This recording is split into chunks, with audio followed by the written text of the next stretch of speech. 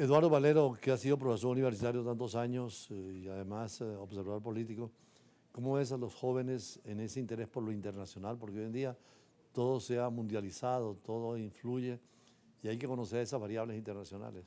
Recientemente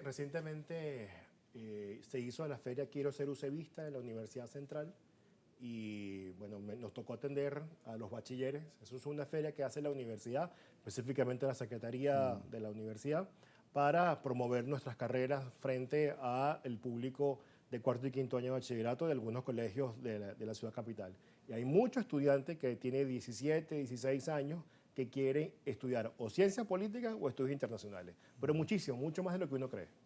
Es decir, hay interés de los jóvenes Sí, por la problemática lo hay mundial. porque además en el caso de estudios internacionales, obviamente el caso de los modelos de Naciones Unidas que se hacen en bachillerato, eso reproduce un interés y lo exponencia a un nivel importante sobre las escuelas de estudios internacionales, en este caso la Central y la Escuela de Estudios Internacionales La Santa María. La Universidad Metropolitana está llamando ahora a una nueva carrera de Entiendo que ellos tienen diplomacia. un proyecto para ello. No tengo muchos datos, pero sí sé que Y en cuanto al tema que también ha sido muy explícito ahora de la Unión Europea, que pareciera huérfana frente a Trump y asustada un poco con Rusia, esa visión de poder armar a los europeos más allá de la integración económica y política. es una muy buena pregunta, embajador, porque si vemos, lo voy a responder así, si vemos la actitud de Donald Trump durante enero, febrero, marzo, fue bastante distante de la Unión Europea. Pero luego, cuando él se da cuenta que Putin sigue con su intención frente a Ucrania y su ambición, pues obviamente se da cuenta de que él está viendo de que no se está jugando cualquier cosa y que tiene que acercarse a Europa. En este momento la postura de Trump en el caso ucraniano con la Unión Europea y obviamente con la OTAN, aun cuando exista el debate sobre el endeudamiento y el aporte monetario para financiar la participación de la OTAN con el tema ucraniano, vemos que Estados Unidos, en este caso el presidente Trump, una mayor cercanía en cuanto a eso. Ahora viendo la Unión Europea cómo ha evolucionado desde el 57, cuando se creó la Comisión Económica Europea, a la Unión Europea hoy, 27 países, ¿cómo ves el proceso en América Latina con Mercosur, CARICOM, la ULAC, la misma situación planteada con CELA, la Alianza del Pacífico, una serie de sistemas de integración? ¿Cómo hacer que se unan? Fíjate que los últimos 15 años del siglo XX, ¿sí? Entre el 85 y el año 99, vimos una explosión positiva del acercamiento latinoamericano en la comunidad andina, en el Mercosur, y obviamente era otra geopolítica. Pero hoy en día, digamos, el avance y el arropaje que ha tenido la República Popular China en la región han hecho que algunos países busquen negociar directamente con China tratados comerciales. Y obviamente eso beneficia más a China. Por lo tanto, las condiciones comerciales hoy en día, el año 2025, son absolutamente distintas al año 95.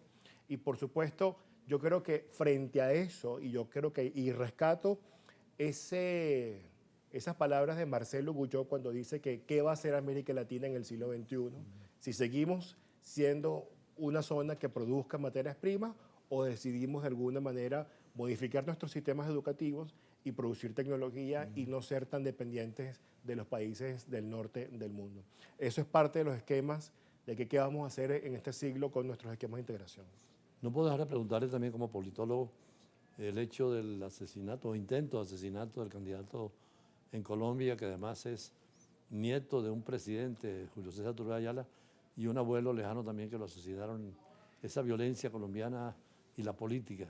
Bueno, eso vuelve a poner en el tablero del ajedrez y genera obviamente ciertas dudas los alcances del acuerdo de paz que tuvo Colombia, que yo particularmente lo celebro, y que se haya desmovilizado una parte de la sociedad colombiana que estaba en armas hacia la vida civil.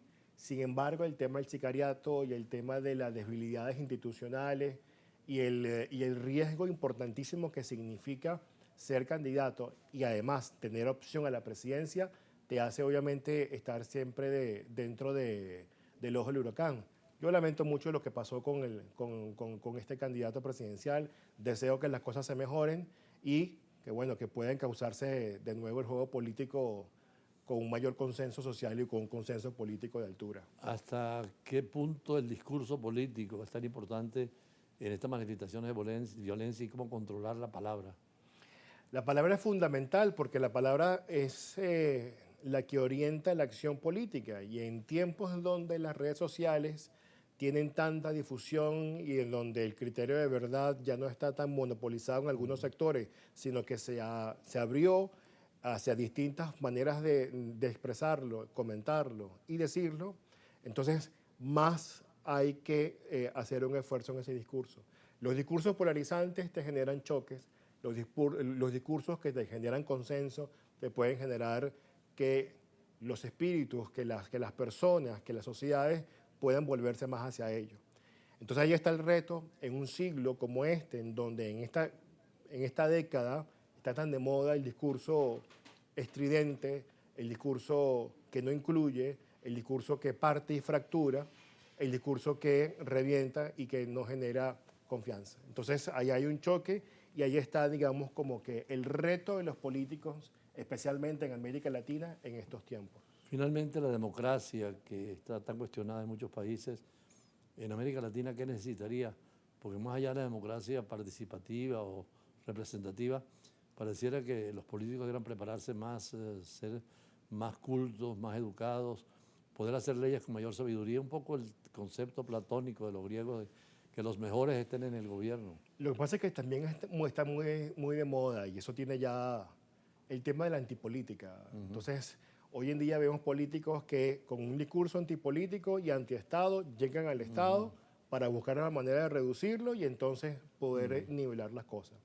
Eso puede generarse resultados dependiendo de la cultura política y los niveles de socialización de cada país. América Latina es un país con 35 maneras de ver la cultura política y por supuesto hay cada quien una diferencia. Sin embargo, a mí me parece que tenemos el reto de buscar como latinoamericanos, ¿verdad?, un discurso que nos identifique y que pueda salvaguardar por el bien de la fractura social que existe en nuestros espacios y además que es muy complicado complacer a todo el mundo desde el poder político. Yo creo que hay que buscar y replantearse nuestros esquemas de integración. Espero verte pronto en la conferencia sobre la Rerum Novarum, la encíclica de León XIII tan importante en el mundo político cristiano, porque fue el que abrió el camino a los obreros, a los trabajadores, que además el Papa ahora tomó el nombre de León XIV, un poco en ese sentido del compromiso con el pueblo, y que inspiró muchos partidos políticos en Europa y en América Latina. El 15 de mayo de 1891 fue cuando se hizo esa encíclica importante, Rerum Novarum, Cosas Nuevas, traducido al castellano, en donde se invita, obviamente, a la sociedad a la creación de partidos social cristianos con visión demócrata cristiana, que ni es totalmente liberal ni es totalmente socialista. Además, es un documento importante porque se abrió una tercera vía distinta a la tradición hegeliano-marxista y distinta a la tradición liberal anglosajona.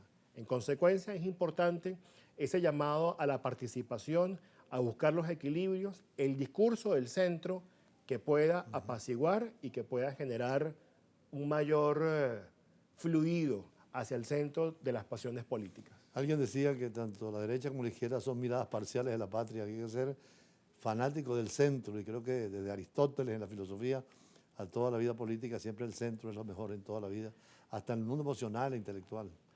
En buena medida porque puede generar mayor cantidad de consensos y puede establecer un futuro mejor en donde la incertidumbre política, que yo creo que en el fondo es la gran misión de la política, pueda reducir los niveles de incertidumbre y que pueda aumentar los espacios de concertación. Bueno, muchísimas gracias, profesor A usted. Valero. Siempre Eduardo Valero, buenos análisis, lo hemos visto en la cátedra, pero también en los medios de comunicación. Y después hablaremos de lo que nos une más a los seres humanos, que es el arte y la cultura. Ya regresamos.